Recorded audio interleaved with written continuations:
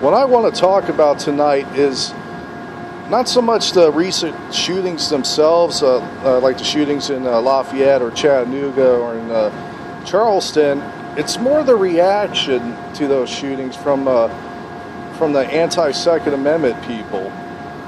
When the shootings in Charleston happened, it was, we got to get rid of the guns, you know, that guy's a racist, blah, blah, blah.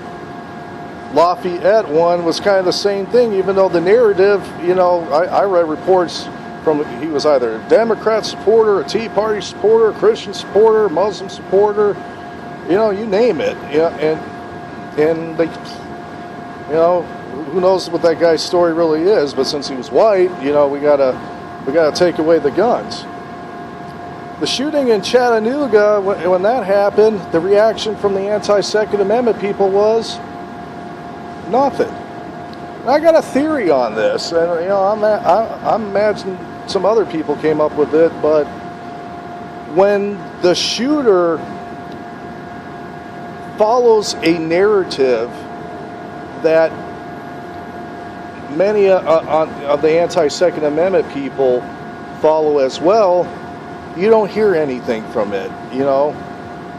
Why? Well, he thinks the way I do. He follows the similar beliefs as I do, so we're going to leave him alone.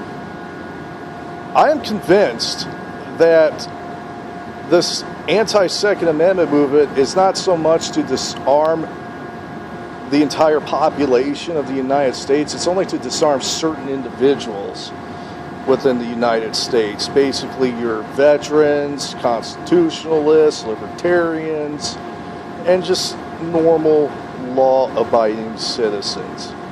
It makes it easier for these statists, these people who support the corporate government, to advance their agenda, to impose their will on those who they don't agree with, because when they disarm them, they have no means of defending themselves.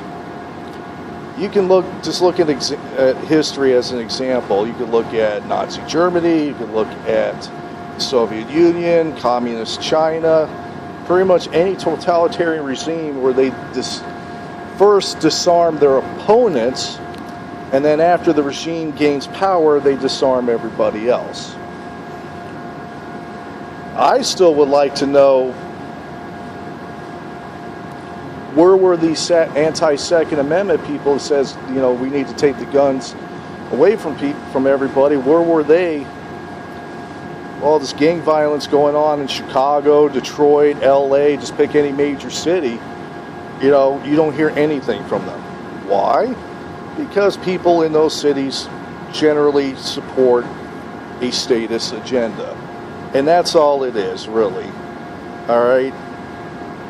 They're out to disarm people they don't agree with, because they think if I support the state, the corporate state, I'm going to be part of the winning team. And in the end, you're not. All right? Like I said earlier, first they disarm their opponents, then they disarm you.